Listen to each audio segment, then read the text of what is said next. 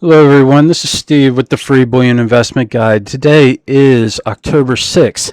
Now I'm doing a price analysis video for silver and gold. Both, as you can see, both assets, safe haven assets, had similar patterns in their price charts. Both were denied on Monday as well.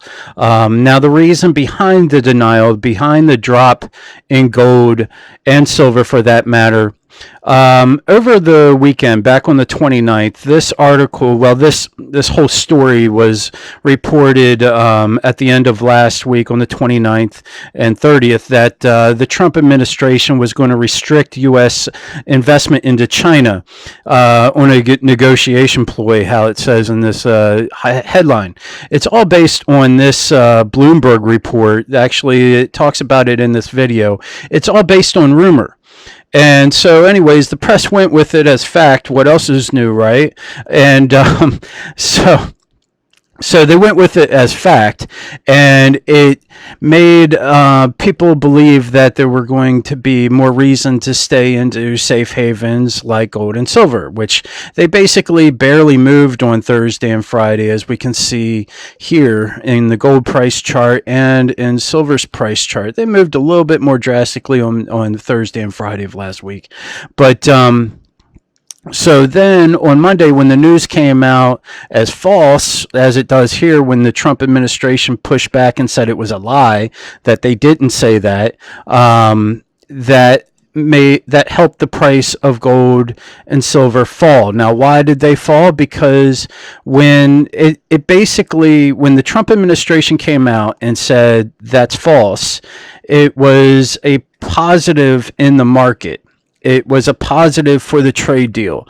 What Bloomberg and other market news analysis were saying was that we're seeing more negatives in the trade deal, which brings people into safe havens. But when the Trump administration said that it wasn't a negative, then that takes people out of safe havens.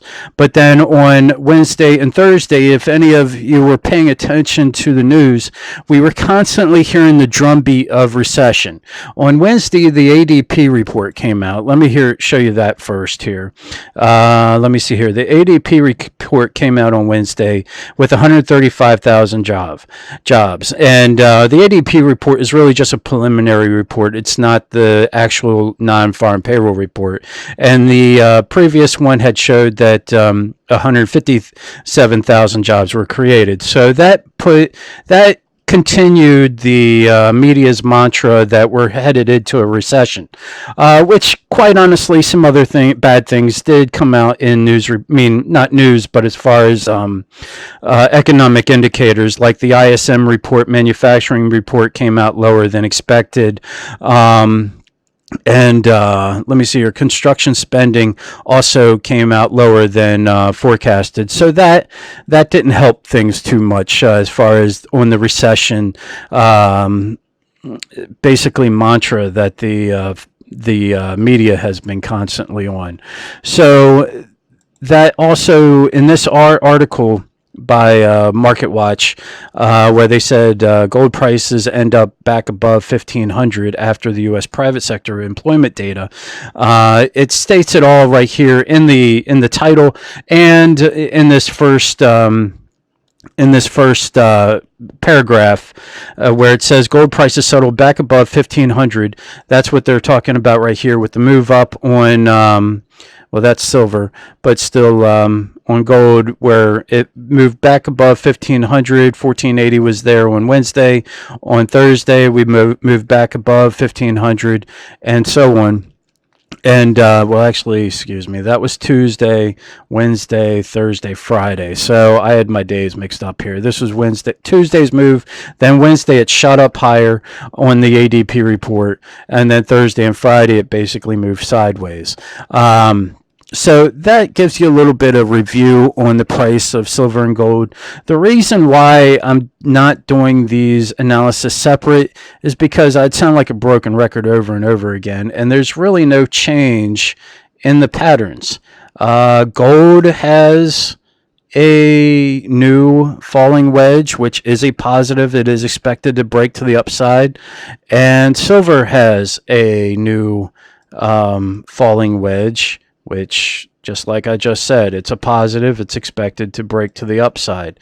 As far as when it's going to break to the upside, I would say it's kind of looks like it fairly soon.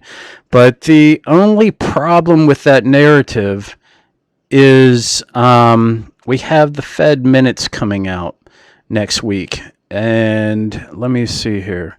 On trading economics here, they showed that it is coming out, I believe it's Wednesday.